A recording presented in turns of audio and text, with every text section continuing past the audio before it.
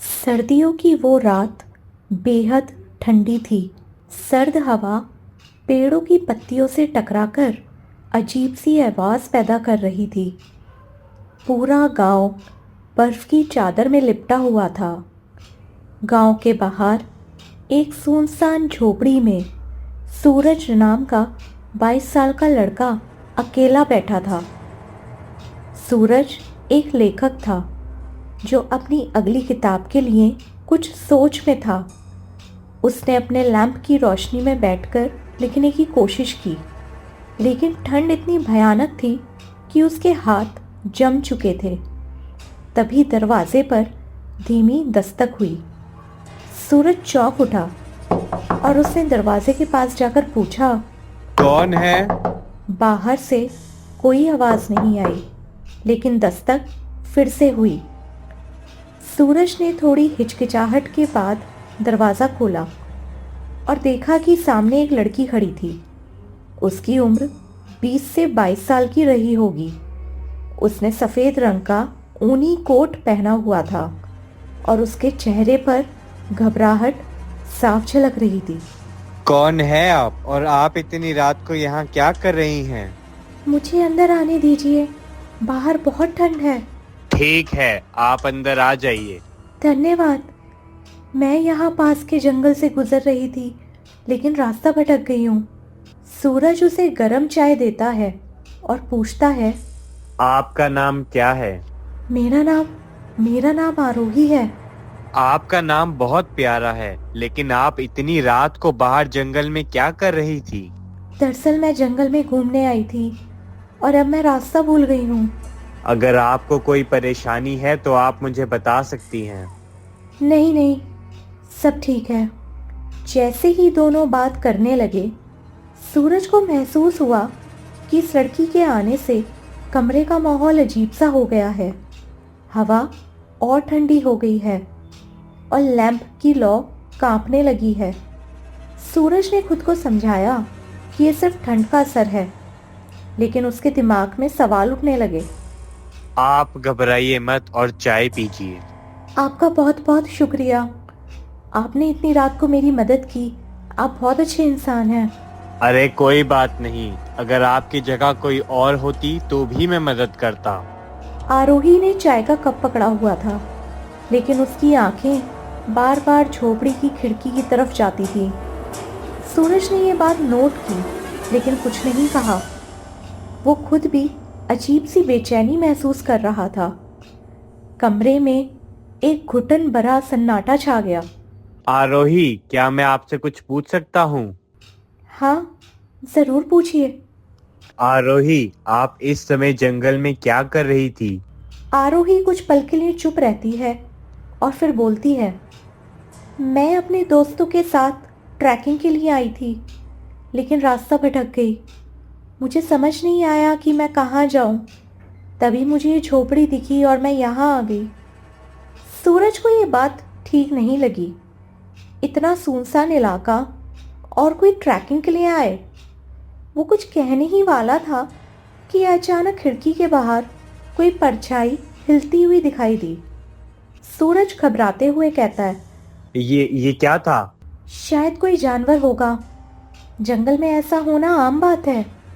लेकिन सूरज जानता था कि ये कोई जानवर नहीं था, लेकिन बाहर सिर्फ घना अंधेरा और बर्फ नजर आ रही थी। कुछ भी नहीं, शायद मुझे कोई भ्रम हुआ होगा। हाँ, आप घबराइए मत, कोई नहीं है। वैसे आप करते क्या हैं?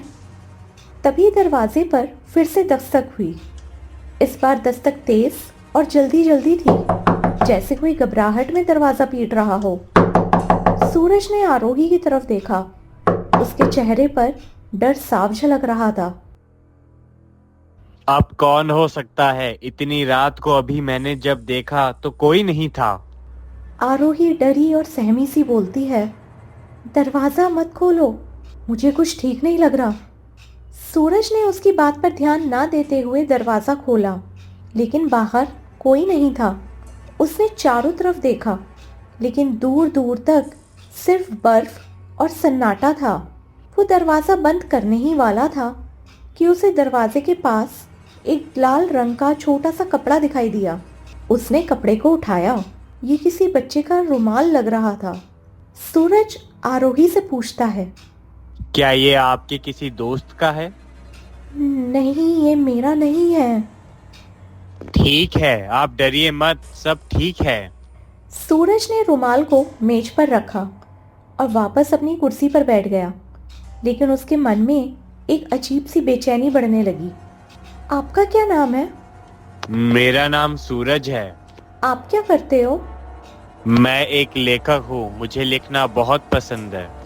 आरोही थोड़ा सा मुस्कुराती है। क्या हुआ? कुछ नहीं। प्लीज बताएं। आपका लिखा हुआ कुछ दिखाइए, मैं पढ़ना पसंद करूंगी। क्या सच में? हाँ। रात और गहरी होती जा रही थी। ठंड इतनी बढ़ चुकी थी कि झोपड़ी की दीवारें भी ठिठुरती सी लग रही थी। आरोही ने अचानक कहा, क्या आपको इस झोपड़ी के बारे में कुछ पता है?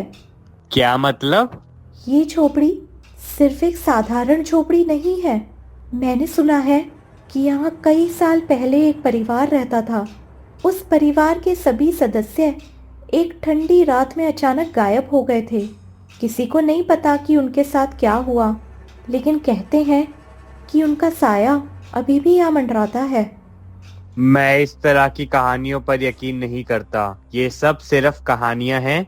असल में ऐसा कुछ नहीं होता।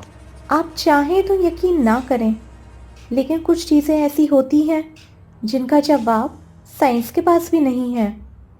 सूरज कुछ कहने ही वाला था, तभी अचानक झोपड़ी की बिजली चली गई। लैंप की रोशनी भी धीमी होने लगी। सूरज ने टॉर्च निकाली और देखा कि आरोही की आंखों में डर साफ झलक रहा था। घबराओ मत, ये सिर्फ बिजली का फॉल्ट है, थोड़ी देर में लाइट आ जाएगी। लेकिन तभी झोपड़ी के पीछे से किसी के कदमों की आवाज़ आई। ये आवाज़ धीरे धीरे झोपड़ी के चारों तरफ घूमने लगी। सूरज ने टॉर्च लेकर खिड़की के बाहर देखा, लेकिन वहाँ कोई नहीं था। वो क्या था? पता नहीं। लेकिन वो पैरों की आवाज़। हाँ, मैंने भी सुनी, लेकिन बाहर कोई नहीं था। चारों तरफ बस घना अंधेरा ही है। आप यहाँ आ जाइए और बैठ जाइए। आपको ठंड लग रही होगी। मैं ठीक हूँ। लीजिए आरोही जी, ये कंबल ओढ़ लीजिए, ठंड बहुत बढ़ती जा रही है। आपका बहुत बहुत शुक्रिया। कदमों की आवाज़ फिर से आने लगी। सूरज ने खिड़की के बाहर देखने की कोशिश की, लेकिन अंधेरा इतना गहरा था कि टॉर्च की रोशनी भी उसमें खो जाती थी। कदमों की आवाज़ अब झोपड़ी के दरवाजे के पास आकर रुक गई। सूरज ने दरवाजे की तरफ देखा, लेकिन वहाँ कुछ भी नहीं था। यहाँ से बाहर निकलना होगा, ये जगह अब सुरक्षित नहीं है। क्या तुम मुझे बताओगी कि आखिर चल क्या रहा है? ये सब कुछ सामान्य नहीं है। तुम कौन हो और यहाँ क्यों आई हो? मैंने तुमसे सच छिपाया। मैं यहाँ ट्रैकिंग के लिए नहीं आई थी, मैं अपने दोस्त को ढूंढने आई हूँ। वो भी इस झोपड़ी में 2 हफ्ते पहले आया था और गायब हो गया। मैंने सुना था कि इस झोपड़ी में कुछ अजीब घटनाएं होती हैं, इसलिए मैं उसे ढूंढने यहाँ आई। लेकिन वो यहाँ भी नहीं था। मैंने उसे जंगल में भी ढूंढा था, लेकिन वो नहीं मिला। मुझे बहुत घबराहट हो रही है। जिस तरह इस झोपड़ी में घटनाएं हो रही हैं, मुझे लग रहा है कि हम दोनों भी आज नहीं बच पाएंगे। लेकिन मैं तुम्हारी बात पर यकीन क्यों करूं? अभी ये जो घटनाएं हो रही हैं, उससे तुम्हें मुझ पर यकीन करना होगा, वरना हम दोनों मारे जाएंगे। यहाँ हमारी जान को खतरा है। पहले तुम ये बताओ, तुम्हारा दोस्त कौन था और क्या तुमने पुलिस को ये बात नहीं बताई? पुलिस ने इसे एक सामान्य गुमशुदगी का मामला बना मानकर बंद कर दिया, लेकिन मैं जानती हूँ कि यहाँ कुछ गलत है। मेरे दोस्त ने आखिरी बार मुझे कॉल करके कहा था कि झोपड़ी के पीछे कुछ अजीब है। मैं उसी सुराग के पीछे यहाँ आई थी। तुम्हें मुझ पर यकीन करना होगा और फिलहाल हम दोनों को यहाँ से जाना होगा। ठीक है, अगर तुम्हें लगता है कि झोपड़ी के पीछे कुछ है तो चलो देखते हैं। क्या पता तुम्हारे दोस्त के बारे में भी कुछ पता चल जाए। लेकिन हमारी जान को कुछ खतरा हुआ तो? डरो मत, मैं तुम्हारे साथ ही हूँ, कुछ नहीं होगा। तुम बहुत बहादुर हो, सब ठीक हो जाएगा। दोनों ने टॉर्च ली और झोपड़ी के पीछे की तरफ बढ़े। झोपड़ी के पीछे बर्फ से ढका एक बड़ा सा मैदान था। वहाँ कुछ दूरी पर बर्फ में आधा दबा हुआ एक पुराना कुआं था। ये कुआं यहाँ कैसे आया? शायद मेरे दोस्त की बात इसी कुएं के बारे में थी। हमें इसे देखना होगा, हमें इसके अंदर जाना होगा। ठीक है, लेकिन तुम आराम से आना। ठीक है। दोनों कुएं के पास पहुंचे। कुएं से ठंडी हवा का एक तेज झोंका आया। सूरज ने कुएं में झांक कर देखा, लेकिन अंदर सिर्फ अंधेरा था। यहाँ तो बहुत अंधेरा है, कुछ दिखाई भी नहीं दे रहा है। सही कहा तुमने, इसके अंदर तो बहुत अंधेरा है, कुछ साफ दिखाई नहीं दे रहा है। ऊपर से ठंड बहुत ज्यादा है। तभी कुएं से एक अजीब सी आवाज आई। ये एक धीमी करहाती हुई आवाज थी, जैसे कोई मदद के लिए पुकार रहा हो। ये क्या था? मुझे नहीं पता, लेकिन ये आवाज इंसानी लग रही है। क्या तुम्हारा दोस्त यहाँ फंसा हो सकता है? हो सकता है, हमें नीचे जाकर देखना होगा। सूरज ने कुएं के पास पड़ी एक पुरानी रस्सी को उठाया और उसे कुएं में बांध दिया। मैं नीचे जाकर देखता हूँ, तुम यही रहना। क्या ये ठीक रहेगा? और कोई रास्ता नहीं है, हमें अंदर जाकर देखना ही होगा। ठीक है, ध्यान से जाना, और अगर मेरी मदद की जरूरत पड़े तो मुझे जरूर बताना। कुछ भी हो जाए तो मुझे बताते रहना। तुम चिंता मत करो, सब ठीक हो जाएगा। सूरज ने खुद को रस्सी से बांधा और धीरे धीरे कुएं में उतरने लगा। कुएं के अंदर का माहौल ठंडा और डरावना था। जैसे जैसे वो नीचे गया, उसे दीवारों पर अजीब निशान दिखे। ये निशान किसी इंसान के नाखूनों से बने हुए लग रहे थे, जैसे कोई यहाँ से बाहर निकलने की कोशिश कर रहा हो। ये सब क्या है? मैंने तो ये सब पहले कभी नहीं देखा। सूरज ने देखा कि कुएं के तल पर एक पुराना लकड़ी का दरवाजा था। दरवाजे पर अजीब चिन्ह बने हुए थे, जो किसी पुरानी भाषा में लिखे हुए लग रहे थे। ये दरवाजा कहाँ ले जाता है? आरोही ने ऊपर से आवाज लगाई। सूरज, सब ठीक है? यहाँ एक दरवाजा है, मैं इसे खोलने की कोशिश कर रहा हूँ। ठीक है, ध्यान से खोलना, और अगर मदद चाहिए तो बता देना। उसने दरवाजे को धक्का दिया। दरवाजा जोर की आवाज के साथ खुल गया। अंदर एक संकरी सी सुरंग थी, जो बहुत दूर तक जाती हुई दिखाई दे रही थी। आरोही, हाँ सूरज, क्या हुआ? यहाँ एक गहरी सुरंग है, मैं अंदर जाकर देखता हूँ। ठीक है सूरज, ध्यान से जाना। सूरज ने अंदर कदम रखा। सुरंग के अंदर अजीब सी गंध थी। दीवारों पर कुछ पेंटिंग्स बनी हुई थी, जिनमें लोगों को बलि चढ़ाते हुए दिखाया गया था। यहाँ ये सब क्या चल रहा है? ये सब इतना डरावना है। तभी सूरज को दूर से किसी के रोने की आवाज सुनाई दी। उसने तेज कदमों से उस दिशा में बढ़ना शुरू किया, लेकिन फिर वो आवाज बंद हो गई। सूरज वापस आरोही के पास जाता है।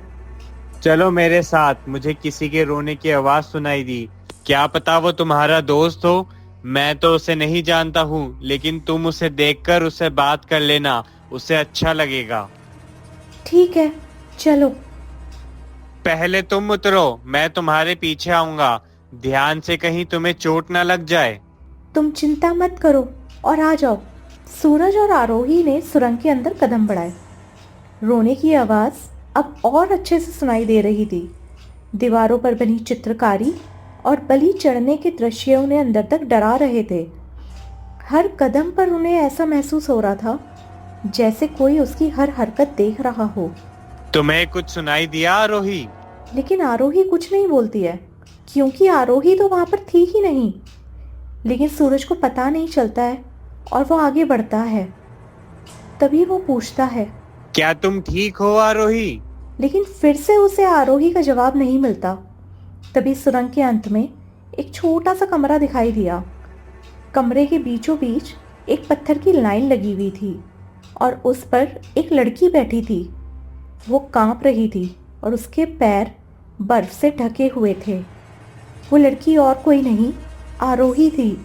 सूरज ये देखकर घबरा जाता है और चिल्लाकर बोलता है, आरोही, तुम यहाँ कैसे आई और तुमने ये कैसा हाल बना लिया है?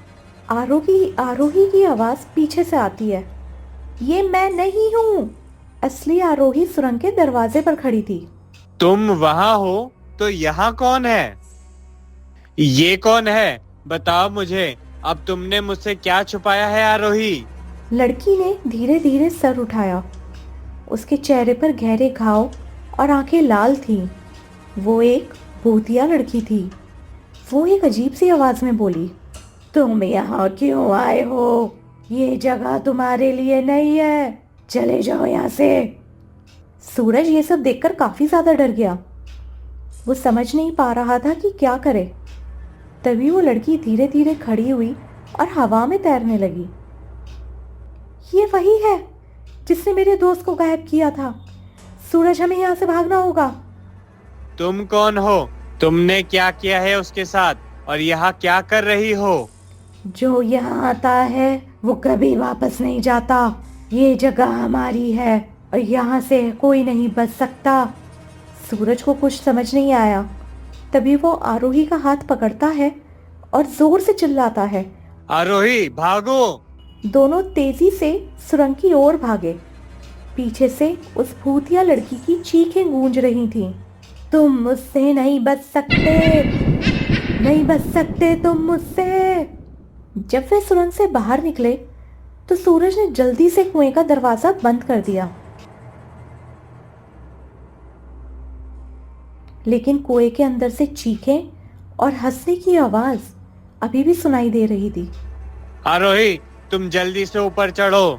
सूरज, तुम भी मेरे पीछे आओ, हमें यहाँ से भागना होगा। सूरज ने जैसे ही कुएं से बाहर कदम रखा, उसने कुएं के चारों तरफ बर्फ में कुछ अजीब निशान देखे। ये वही निशान थे जो सुरंग के दरवाजे पर थे। हमें इस जगह को छोड़ना होगा। ये झोपड़ी और ये कुआं श्रापित है। यहाँ रुकना हमारे लिए खतरे से खाली नहीं है। सूरज और आरोही ने झोपड़ी छोड़ दी और गांव की ओर भागे। पीछे से ठंडी हवा में वो लड़की की हंसी गूंजती रही। मुझे तो अभी भी उस भूतिया लड़की की आवाज सुनाई दे रही है। मुझे भी। सूरज और आरोही ने गांव पहुंचने के बाद पुलिस को सब कुछ बताया। जो भी हुआ उसकी तह तक जाना जरूरी है। हम इस जगह की अच्छे से जांच करेंगे। पुलिस ने झोपड़ी और कुएं की गहराई से जांच पड़ताल की। उन्होंने कुएं के अंदर उस सुरंग को भी देखा, लेकिन इस बार उन्हें सुरंग के आखिरी हिस्से में कुछ महत्वपूर्ण सुराग मिले।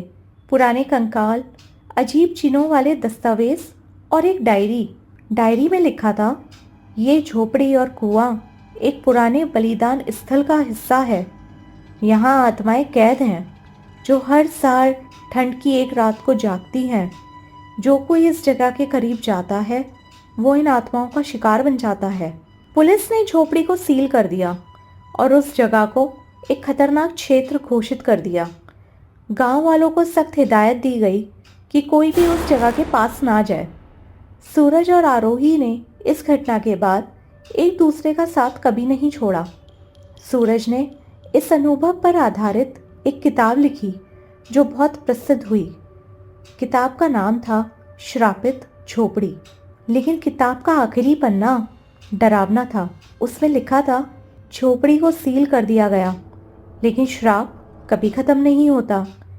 जो इसे पढ़ रहे हो सावधान रहना, क्योंकि ये कहानी सिर्फ एक कहानी नहीं बल्कि एक सच है। सूरज और आरोही की ज़िंदगी तो बच गई, लेकिन उस झोपड़ी का श्राप अब भी कहीं ना कहीं किसी और का इंतज़ार कर रहा है।